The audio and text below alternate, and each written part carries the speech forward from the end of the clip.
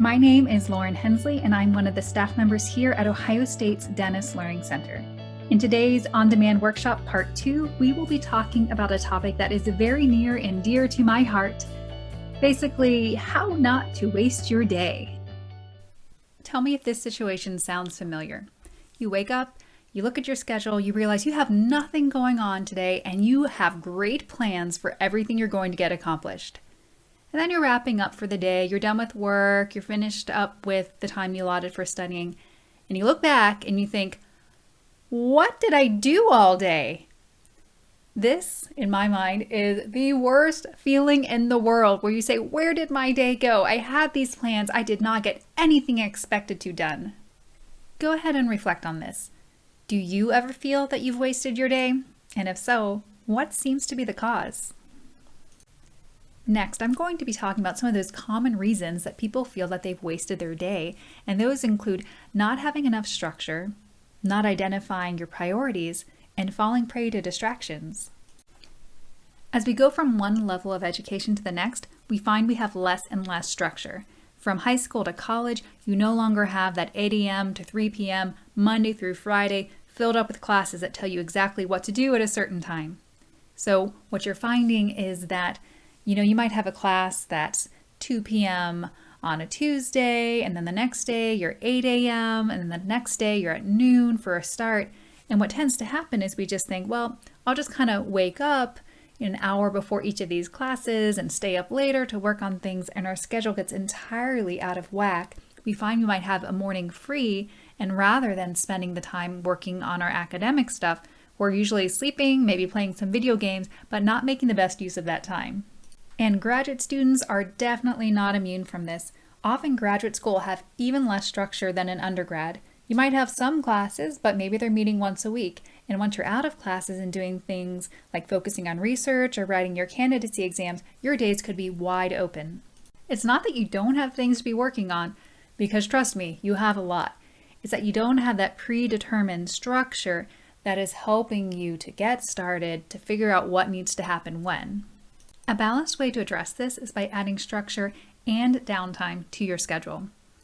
To the extent that you're able, identify a consistent but attainable wake time every day of the week. And if not every day, how about maybe Monday through Friday, those core days that you're focusing on academics?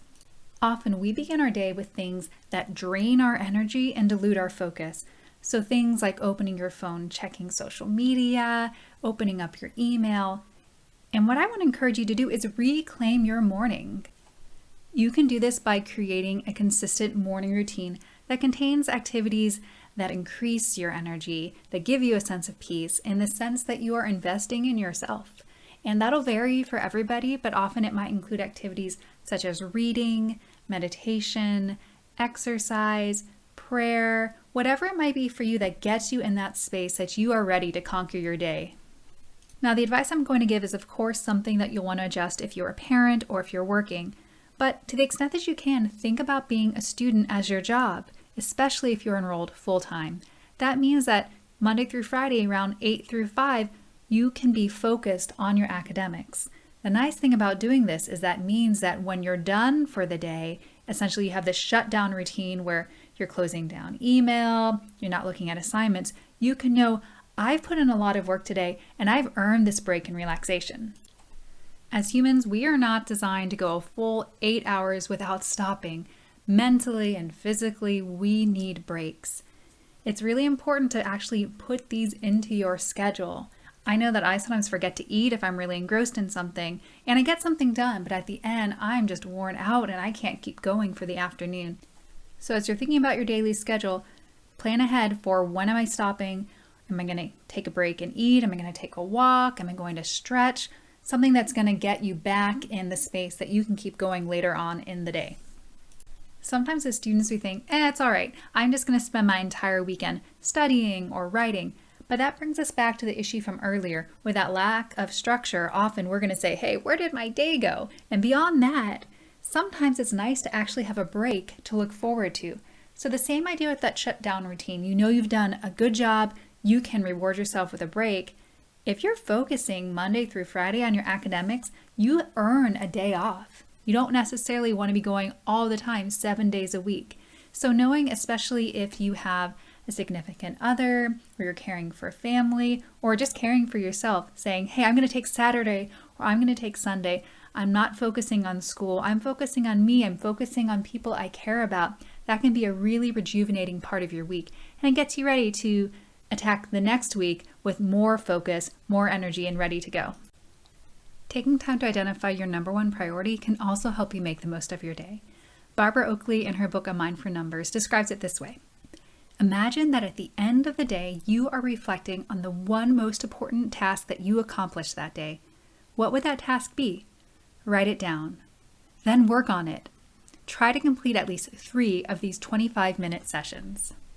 This future look is really helpful because often we're very focused on the present moment, our present level of energy, our present emotions or thoughts, and it's not until we get to that end of the day where we feel the regret. If instead we start by thinking about where we want to end up, we can make better decisions about what we need to do. And following your morning routine, your number one most important task should be the thing that you work on first, while you still have the energy before distractions pop up that might pull you off course. The other thing is, rather than trying to work on it all at once, you want to break it down into smaller pieces, and specifically those 25-minute sessions, which is something I talked about more in part 1 of this on-demand workshop. But as a reminder, 25-minute sessions are known as Pomodoros, and that's when you put all other tasks out of the way, you specifically identify a concrete task you're going to work on, and you focus only on that until a timer goes off 25 minutes later, at which point you can take a 5-minute break. If you want to bring in some additional structure, you might consider using a planner that brings together priorities and Pomodoros. What I'm showing you right here is a photo of when I was using the productivity planner. It's a planner that I think works really well. Keep in mind it only has Monday through Fridays, but what I'll mention is that link at the bottom, which I'll also put in the description, allows you to sign up for an email list, and you will get a PDF of blank several days that you can try this out, and if you want to, just keep reusing that template. So here are the key components that will help you combine priorities with those 25-minute sessions. Number 1, work on your most important task before you work on anything else. So you want to picture yourself at the end of the day. If you were only to do this one thing, you'd be satisfied. When you answer that question, it can help you sort through the various things that might be on your list that seem important. Usually one is more important than the others. A second thing is to track your progress in order to build a sense of accomplishment. Often we feel like we don't deserve to check something off until it's entirely done. But with things like papers and studying, it takes a while to fully accomplish it. And sometimes it can be demotivating because we think, well, I can only do this at a time when I can sit down and do the whole thing. You can break that mentality by celebrating and acknowledging the smaller steps you're taking and the fact that they do make a difference. Thirdly, anything you do to estimate, track, and reflect on your time is going to improve your accuracy. Sometimes we think that something's going to take us maybe an hour and it takes 3. The more that we start to identify what our expectations are, track how long it actually takes, and then step back and think, all right, why was I more or less productive than I was thinking? What was going on in my environment? What sort of tasks was I trying to do? All those efforts help us to be more accurate with our planning in the future. I've heard it said that if you don't try something in the first 24 hours or so, you are probably never going to do it. So here's a good opportunity to try out identifying your priority. Take a moment to write it down and put it somewhere where you're going to see it. What is your number one task tomorrow that you are going to do before anything else, except for your morning routine, which you still want to do first? All right, so the final thing that can waste your day is distractions. In terms of signaling to yourself, this means maybe closing down your email and any applications you're not going to need for the task. Some people will turn off their Wi-Fi. If you have a phone, you might want to turn that off or put it in another room, give it to your roommate for a while, whatever you need to do depending on your level of being tied to that digital device.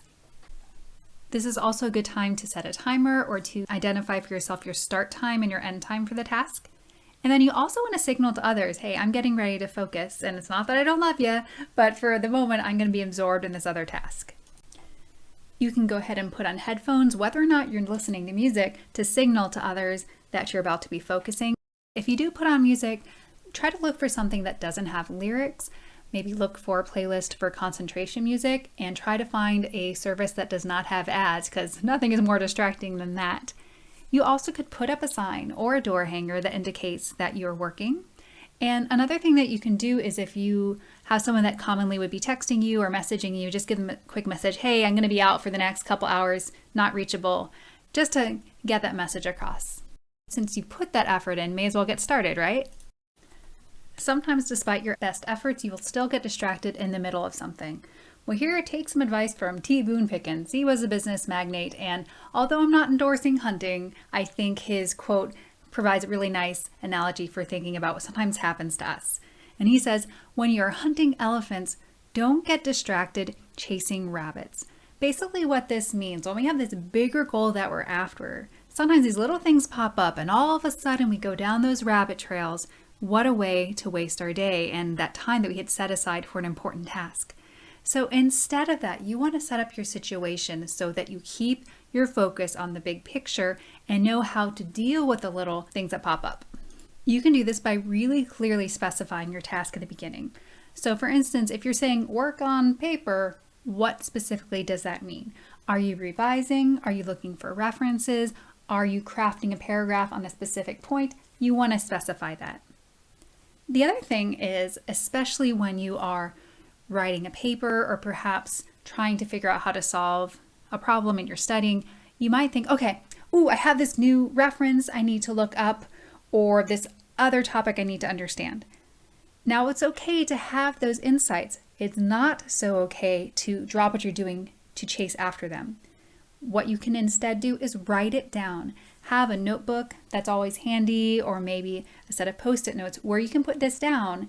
And then later, when you are done, you can go back through that list. So you're jotting down those distractions to return to later. And sometimes that's even just, I need to remember to buy bread, right? And you write it down. When you return to that list, often you're going to find, hey, that actually was not that important after all. But in the moment, you're feeling like you're doing something pretty cognitively demanding. Those distractions seem like a bit of a relief, and that's why they're so tempting.